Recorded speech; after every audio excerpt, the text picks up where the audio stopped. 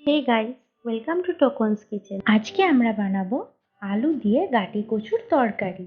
এই easy and tasty রেসিপিটা step by step জানতে অবশ্যই ভিডিওটি লাস্ট অবধি দেখবেন। এটা খুব সহজ একটা রান্না, আপনারাও আপনাদের বাড়িতে খুব সহজে বানিয়ে ফেলতে পারেন। তাহলে আর দেরি না করে শুরু করা যাক। তরকারির জন্য এখানে আমি 2 পিস বড় আলু টুকরো করে নিয়েছি আর 500 গাটি কচু খোসা ছাড়িয়ে মাঝখান থেকে কেটে নিয়েছি। এবার ইন্ডাকশনে বাটিতে জল নিয়ে তাতে 1 চামচ নুন দিয়ে আলু আর কচুটা দিয়ে দেব। ফ্লেমটা এখন হাই করে রাখবো। সিদ্ধ করে এটা একটা ঝুড়িতে তুলে রেখেছি জল ঝরানোর জন্য। এবার মশলা বানানোর জন্য নিয়ে নিয়েছি 2 চামচ গোটা জিরে, 2 চামচ ধনে, 2টো শুকনো লঙ্কা, 8-9টা কাঁচা লঙ্কা, 10-12 কোয়া রসুন, কিছুটা আদা টুকরো করে নেব আর নেব 2টো টমেটো কুচি। এবার এগুলোকে একসাথে পেস্ট করে নেব। পেস্ট করা হয়ে গেছে। এবার কড়াইতে সর্ষের তেল দিয়ে দেব।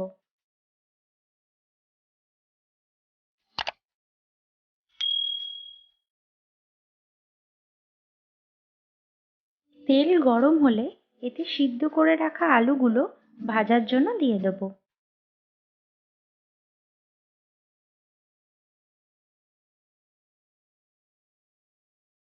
এতে সামান্য নুন দেব, 1/2 চামচ হলুদ দেব, দিয়ে ভালো করে আলুটা ভেজে নেব।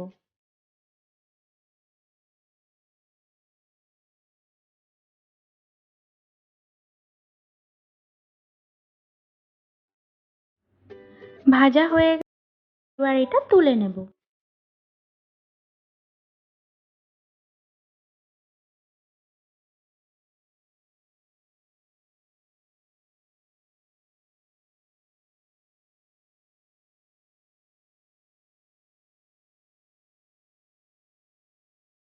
এবার ওতে আরেকটু তেল দিয়ে দেব।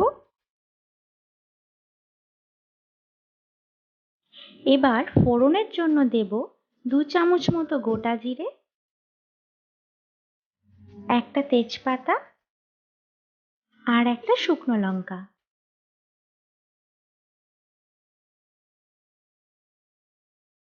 এটা হালকা নাড়াচাড়া দিয়ে এতে দিয়ে দেব 2টো বড় কুচানো পেঁয়াজ।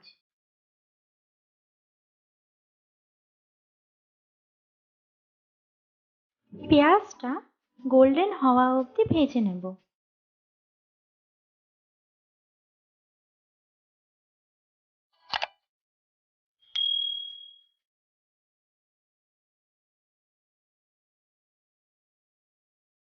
গোল্ডেন হয়ে গেছে এটা। এবার এতে দিয়ে দেব পেস্ট করে রাখা মশলাটা।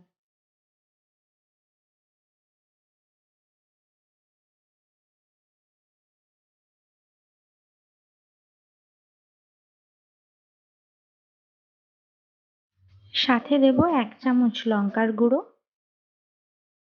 1 চামচ হলুদ, 1 চামচ নুন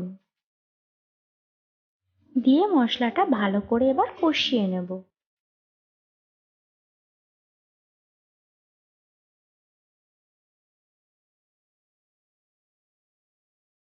দেখুন এটা তেল ছেড়ে দিয়েছে।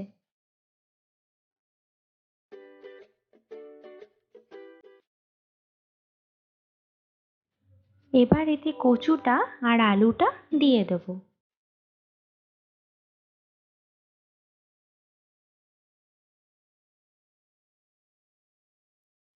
এটা ভালো করে 5 মিনিট নাড়িয়ে নেব। এবার এতে অল্প গরম জল অ্যাড করব।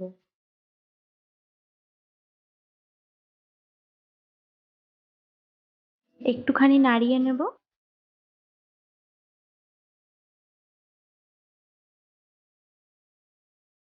এবার এটা ঢাকা দিয়ে দেব 10 মিনিটের জন্য। 10 মিনিট হয়ে গেছে। দেখুন সবকিছু একদম সিদ্ধ হয়ে গেছে আর ঝোলটাও ফুটে গেছে।